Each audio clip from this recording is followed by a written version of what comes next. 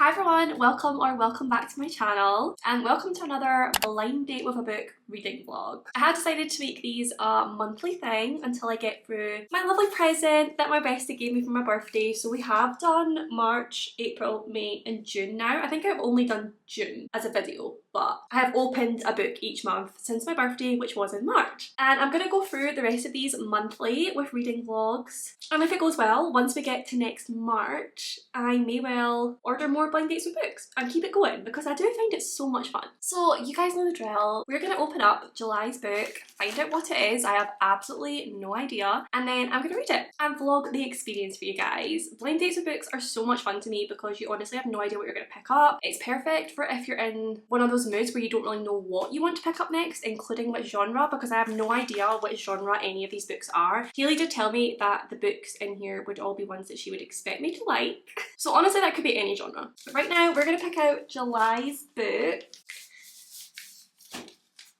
This one looks like a good length. Like, I feel like we could read this fairly quickly. Hopefully it's going to be a fun one. Honestly, I'm a little bit scared to open this, but here we go. Oh my goodness, this girl and her wrapping. Okay, here we go. I do not recognise this cover so far. Oh my god. I don't think I'm meant to get into this, to be honest. We're gonna have to rip. We're gonna have to rip. Oh my god. Okay, I have never heard of this book, but it sounds amazing. Oh my god, it's a Reese's YA book club book. That can only mean great things. It's called Within These Wicked Walls by Lauren Blackwood. Literally never heard of this book in my life, but it is a magical Ethiopian-inspired remix of Jane Eyre. Jane Eyre is one of my favourite books of all time, and I literally eat up all the Jane Eyre retellings I can find. I'm so excited! So this one says, what the heart desires, the house destroys. Andromeda is a Dotera, an exorcist hired to cleanse households of the evil eye. She would be hired, that is, if her mentor hadn't thrown her out before she earned her license. Now her only hope is to find a patron, a rich individual who will vouch for her abilities. When a handsome heir named Magnus reaches out, she takes the job without question. Never mind that he's rude, that the contract comes with outlandish rules, and everyone he's hired before her has quit. If Andromeda wants to earn a living, she has no choice. This is a job like no other, and Magnus is hiding far more than she has been trained for. Death is the likely outcome if she stays, the reason every previous Dotera gave up, but leaving Magnus to live out his curse isn't an option, because heaven help her, she's fallen for him. An intricate magic system, a grimly humorous black heroine, and a heart-thumping romance. This book leaves nothing wanting. How have I never heard of this book? This sounds made for me. I am so excited. I'm not going to look up any reviews or anything like that on Goodreads. I do want to go into this blind, even though I am so tempted because it sounds amazing and I can't believe I've not heard of it before. I am beyond excited to get into this one. It is 324 pages long, so that's kind of like the sweet spot for books to me. I really like a 300 to 400 page book. I just think usually that creates the best content. It's not drawn out, it's fun, it's fast. So yeah, I don't think there's really much more to say, to be honest. I'm gonna go ahead, find myself a comfy spot and start reading this book.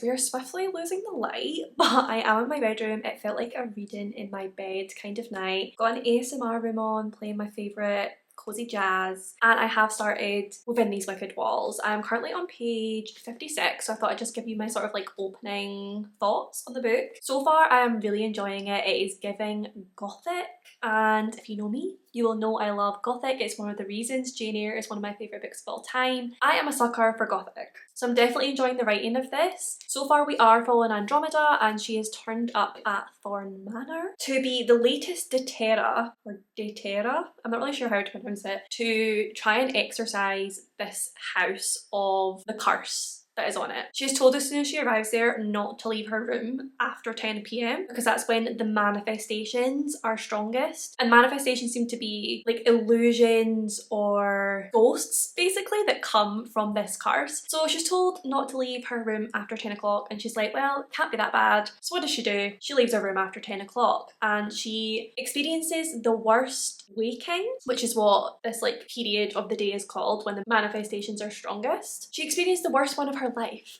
and barely makes it back to her room. When she's out there, there are like hands coming out of the floorboards to grab her. There are things shattering, she hears screaming and moaning. It is all very spooky and eerie, which I am loving. This is kind of like almost like a horror fantasy, I guess, which is a genre I could definitely get into. She has met Rochester, although his name in this is Magnus. And he asks her to call him Magnus, but she keeps calling him Sir. She basically has to do this job because she is not a licensed detailer, and if she can get a patron, someone wealthy like him, it'll give her so much more credibility to continue and get better jobs and make more money because she's pretty much living on the streets at this point. And basically everyone in this book is horrible apart from her. And the attorney, he's nice. Everyone else can go in the bin. There was actually a line like 2 pages ago that said, where is it? The number of insufferable people who could fit in one house was beginning to feel unrealistic. Literally exactly what I was thinking. So this book is definitely very self-aware. Magnus himself is like this really eccentric dude. Very rich, very sort of like money doesn't matter to him because he's got lots of it. And that's like the biggest contrast, the biggest thing that's coming between him and Andromeda at the minute, because she comes from nothing, she lives on the streets, she cannot eat for days because she doesn't have the money to afford it. And he's all like, oh, silver's not even expensive. But he definitely seems very intrigued by Andromeda, and I'm interested to see where that goes, like what his intrigue is, if it comes from a good place or not. There's also this character called Saba who is a servant, I guess, but Andromeda said that she bared some likeness to Magnus, so I don't know if she's supposed to be like his ward from Jane Eyre, whose name I cannot remember, the French girl. I don't know if she's supposed to be like that, but she's mute, she doesn't speak, but she is so sweet and lovely, and I just want only good things for her. We then have the housekeeper, who is horrible, like honestly just so rude and clearly just does not like Andromeda at all for no reason whatsoever. And then Jember's sister has just come into the picture, and I think she's supposed to be, is it Blanche? The, like rich one who fancies Rochester and Jane Eyre. I think she's supposed to be her, and she's definitely rich. She just really obviously wants to marry Rochester, but I don't think he wants to marry her, although he does kind of like pander to her a little bit, but he's definitely more interested in Andromeda. And basically she's just horrible to Andromeda and will try and say anything to like put her down. To be honest, Andromeda doesn't really care, she's just here to do her job and leave with like hopefully money. So yeah, interesting so far, lots of unlikable characters but really good gothic spooky vibes, and I'm really interested to see where this one goes, like how it differs from Jane Eyre, because obviously we all know how Jane Eyre goes, but this is very different so far apart from like the obvious similarities. So I'm intrigued to see how that is twisted throughout. So yeah, great 50 pages so far, definitely enjoying it, looking forward to continue with it. And then I'm going to get cozy in bed now and hopefully try and read some more because it is like 10 o'clock at night. No idea how that happened. But I'm going to try and read some more. Goal was to get to the halfway point before I went to bed tonight. Not entirely sure if that's going to be possible, but we'll see. I'm going to go read some more now and stop talking.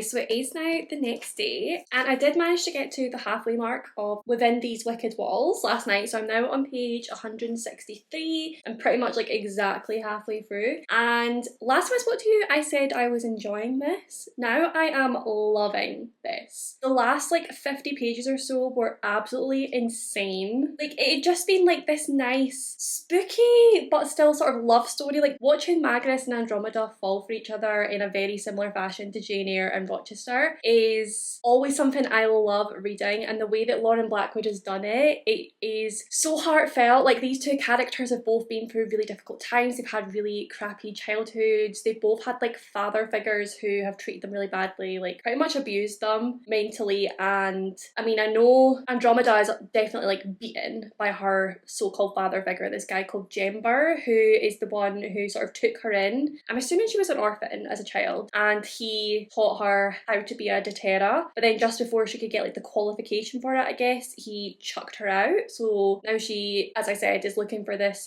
patronage so that she can actually do the job. The relationship with him is really interesting because she hates him because he has treated her so badly for so many years, but she also just wants him to love her. Like she just wants someone to love and appreciate her, and it's honestly so sad. Like the whole first like half of this had such a sort of somber, sad tone to it, but then like I said, in the last 50 pages it all kicked off. It is giving me major Crimson Peak vibes, which probably is very obvious since it's like set in a gothic manner and we've got these manifestations. There are things like blood dripping from the walls and things like that, and it's just giving me very much Crimson Peak vibes, which is amazing because Crimson Peak is one of my favourite films of all time, so I am definitely enjoying that. There is a lot of mystery surrounding it, there's a lot of like spooky goings on and questions that have not been answered yet, and it's very eerie at times. It's also quite like horror at times. I feel like this is like I think I said this before, it feels like a sort of fantasy horror. At times bordering more on fantasy and at other times bordering more on horror. I love both of those genres, so I am thoroughly enjoying it. I don't know if I explained that Andromeda, basically in order to like cleanse the house and get rid of the evil eye, she has to make amulets for each manifestation. So pretty much each room and hallway, she makes these amulets out of silver, and each manifestation needs a different amulet, like different patterns and things like that, which she knows as someone who's trained to do this. And usually in her past, she's only ever done like one room.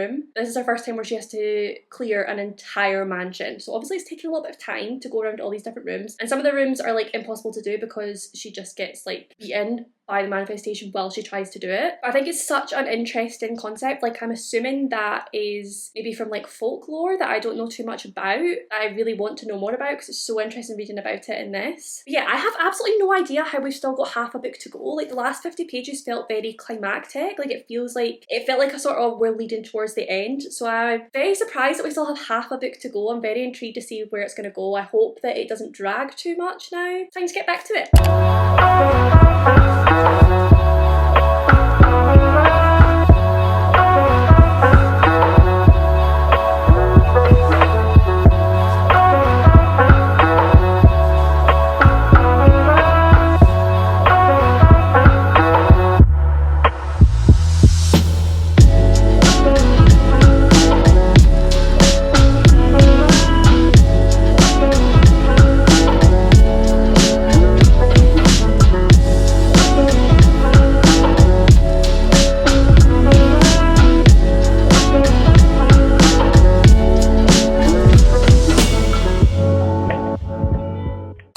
Has been a couple of days since I last updated you. I've been a busy gal, but I am here with another reading update for Within These Wicked Walls. I am now up to page 250. I think I've got about 70 pages left, so not too long to go at all. And I am still really enjoying this one. I just love the gothic, eerie atmosphere. Like I said, it totally gives me Crimson Peak vibes, obviously mixed with Jane Eyre, and I'm all about that vibe. I love the romance in this so much. Like it is so reminiscent of Jane Eyre. I'd say that's the main link or the main similarity to the original, and it's just such a classic love story. I love how it's written and I'm loving reading their journey together. The actual sort of plot with these manifestations and this curse has really amped up. Like the stakes are very high in this novel. People are dying left, right and centre. Honestly, I have no idea how this one's going to end. Like obviously with any retelling, it's always in the back of your mind, like are they going to do the ending the same as they do the original? So like obviously Jane Eyre is a classic. We all know how it ends. I'm not going to say in case case you don't know how it ends because you've not read it. I feel like I should be able to say it's a classic, like is that really a spoiler? But then I also just don't want to spoil it because it is a really great book.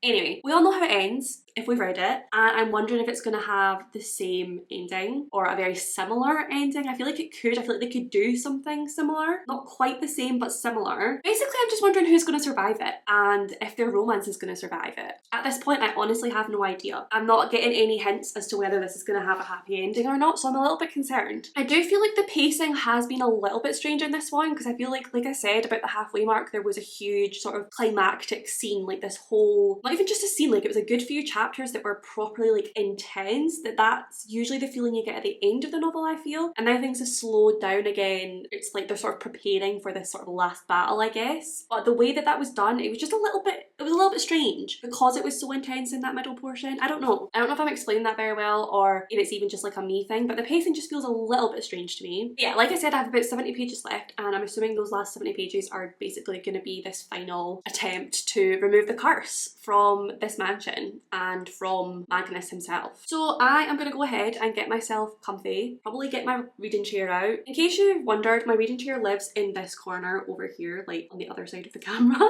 But whenever I read, I always bring it out in front of my books because I don't know, I like to be beside my books when I read. But usually I'll have my table, I've got like a little collapsible desk I bring out and also put here when I'm working, so they sort of like swap about. That was totally useless information that nobody needed to know, but you're welcome. Basically, I'm gonna go grab my reading chair, I'm gonna put it in its usual spot, and I'm gonna finish this book.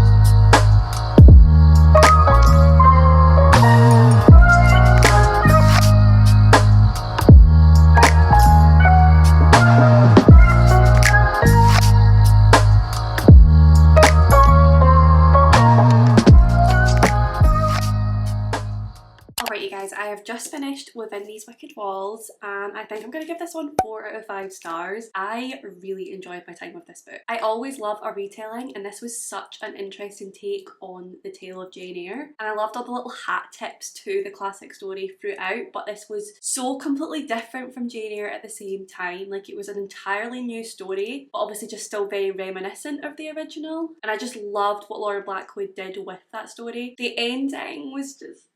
There's another romance in this between 2 other characters, both of whom are very interesting characters, and the way that that romance ends at the end of this book is honestly stunning. Like, I very nearly cried. It was so beautifully written. The ending itself, like I said, obviously there was that huge climactic part in the middle of the book, but this was like even more tense. Like, last 50 pages or so were so intense to read. Like, I think I read that super fast because I was genuinely like racing through it, turning the pages as quickly as I could to find out what was going to happen. The way that it was written was so tense. I love when authors can do that. There are so many scenes like that I think some authors just don't get right. Like, if you watched it as a film, you'd be on the edge of your seat, totally gripped, but sometimes when you read it in a book, it doesn't have quite the same effect. But Lauren Blackwood definitely knew what she was doing when she was writing her tense, suspenseful scenes. I just think the idea of an Ethiopian inspired Jane Eyre is so interesting to begin with, and the way that was done was so interesting to read. The fact that this took place in a Thorn Manor that was in the middle of a desert is just fascinating, and one of the biggest things about this curse is that it makes the manor absolutely freezing cold, so you've kind of got that cold, gloomy setting that you would have in the original Jane Eyre in England, but plopped down in the middle of an absolutely sweltering desert. The sort of magic system in this with the amulets and how those are made and what they can do is just not like anything I've read before, and I find that so interesting. Yeah, this was a fascinating book. I thoroughly enjoyed it. 4 out of 5 stars. Definitely a more successful blind date with a book this month than last month. Honestly, I love these blind dates with a book. I think they're so much fun, especially because the last 2 books have been books that I just, one, hadn't even heard of. 2 would probably have never picked up myself. Despite this being so up my street, it's ridiculous. My bestie got me right. She knows me well. I texted her as soon as I started this to say that this was my July book, and she immediately replied to say that she read the blurb and instantly thought it was a bit of me, and she could not have been more correct. So yeah, a very successful reading vlog. I hope that you guys enjoyed it. I hope that you guys enjoy these blind dates with a book. I will of course be doing another one for August, and we can open up that one and find out what is next in store. If you made it to the end of this video, pop the castle emoji down below just to let me know that you made it to the end and that you enjoyed your time here. As always, if you did enjoy the video, please do give it a big thumbs up, subscribe for more bookish content from me, comment down below with any of your thoughts and feelings. I do reply to every single comment. I love you all, and I will see you in my next one.